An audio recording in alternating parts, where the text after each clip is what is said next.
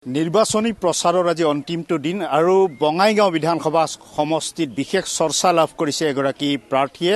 বিজেপিৰ পৰা পদত্যাগ কৰি তেওঁ নিৰ্দলীয় প্ৰাৰ্থী হিচাপে থিয় হৈছে বঙাইগাঁও বিধানসভা সমষ্টিত আৰু প্ৰত্যাহ্বান সৃষ্টি কৰিছে অসম গণ পৰিষদ তথা কংগ্ৰেছৰ প্ৰাৰ্থীগৰাকীক আৰু মোৰ সৈতে আছে সেইগৰাকী নিৰ্দলীয় প্ৰাৰ্থী চন্দ্ৰধৰ দাস মই তেওঁৰ কাষলৈ এই মুহূৰ্তত যাবলৈ যত্ন কৰিম যথেষ্ট চৰ্চা লাভ কৰিছে আপুনি বঙাইগাঁও বিধানসভা সমষ্টিত এইবেলি বিজেপিৰ পৰা আপুনি পদত্যাগ কৰিছে আজি নিৰ্বাচনী প্ৰচাৰৰ অন্তিমটো দিন কেনে দেখিছে এইবাৰ বঙাইগাঁও বিধানসভা সমষ্টি নমস্কাৰ জনাইছোঁ বঙাইগাঁও বিধানসভা সমষ্টিটো আজি 40 বছৰৰ পিছত এটা মানে নতুনত্ব আহি পৰিছে আমি সকলোৱে নিৰ্বাচনত জয় হোৱাৰ কাৰণে যুদ্ধ কৰে বেলেগে কৰিছে মই কাৰো নাম নকওঁ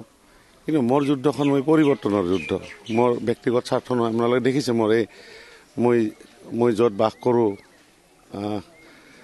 এই সপোনবোৰ মই নিজে মানে বনোৱা মানে মই পৰিশ্ৰমৰ জৰিয়তে যুঁজি আহি আজি মই চিটকাগৰ পৰা আজি বঙাইগাঁৱত থিতাপি লৈছোঁ আজি ৰাইজে মোৰ ওপৰত এটা বিৰাট আশা আৰু বিশ্বাস কৰিছে প্ৰচাৰত যে ইমান ঘূৰিলে এইকেইটা দিন গাঁৱে ঘূৰা দেখিবলৈ পাইছোঁ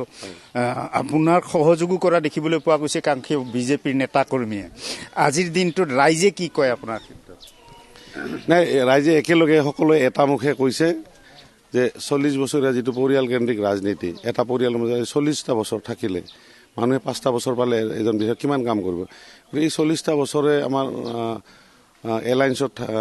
একচুৱেলি 2016 পৰা আছে আমি এলায়েন্সৰ কথা কোৱা আমি 40 বছৰৰ কথা কৈছোঁ এই 40 বছৰত মানুহে আমাৰ জনসাধাৰণে যিটো আশা কৰিছিল সেই আশাটো সফল নহ'ল ব্যক্তিগত আশা যি আছিল মই নাজানো কিন্তু ৰাজহুৱা যিবিলাক আশা উন্নয়ন হ'ব লাগিছিল উন্নয়নৰ ক্ষেত্ৰত ধৰ বঙাইগাঁৱত গোটেই টাউনখনত খোৱা পানীৰ সুব্যৱস্থা চিকিৎসাৰ ব্যৱস্থা আজি নতুনকৈ ধৰ এখন আমাৰ মেডিকেল কলেজ হস্পিটেল হ'ল তাৰ কাৰণে মই মুখ্যমন্ত্ৰী মহোদয়ক ধন্যবাদ জনাইছোঁ আজি বঙাইগাঁৱত উন্নত শিক্ষা ব্যৱস্থা নাই আজি বঙাইগাঁৱৰ ল'ৰা ছোৱালীয়ে গৈ পেলাই পাঠশালাত পঢ়ে আমি দুৰ্ভাগ্য এই ক্ষেত্ৰত আজি 40টা বছৰত আমি এখন ভাল শিক্ষা ব্যৱস্থাটো উন্নত কৰিব নোৱাৰিলোঁ আমি কৃষি পথাৰসমূহ আমি বছৰত আমাৰ ৰাইজে এবাৰে খেতি কৰে গোটেই বঙাইগাঁওখন কৃষি প্ৰধান বঙাইগাঁও বুলিও গোটেই নামনি এখন কৃষি প্ৰধান কৃষি পথাৰসমূহ উন্নয়ন নকৰে 40 বছৰত আজি হৰ্টিকালচাৰ বিভাগ কৈছোঁ হিমন্ত প্ৰতিম চৌধুৰী আপোনাক আমি এই মুহূৰ্তত ধন্যবাদ জ্ঞাপন কৰিছোঁ প্ৰতিবেদন আগবঢ়োৱাৰ বাবে